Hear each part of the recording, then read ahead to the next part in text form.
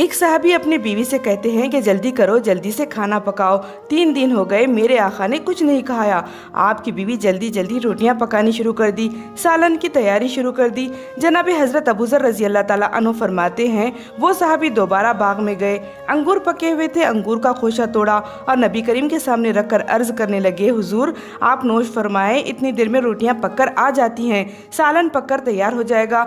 अबू ज़र रज़ी अल्लाह ताला अन्हु फरमाने लगे, हुजूर एक खजूर उठाते, मुंह मुबारक में रखते, फिर बड़ी देर तक सोचते रहते, फिर एक अंगूर उठाते, मुंह मुबारक में रखते और सोचने लगते। इस तरह बड़ी मुश्किल से 2-3 अंगूर हुजूर ने खाए।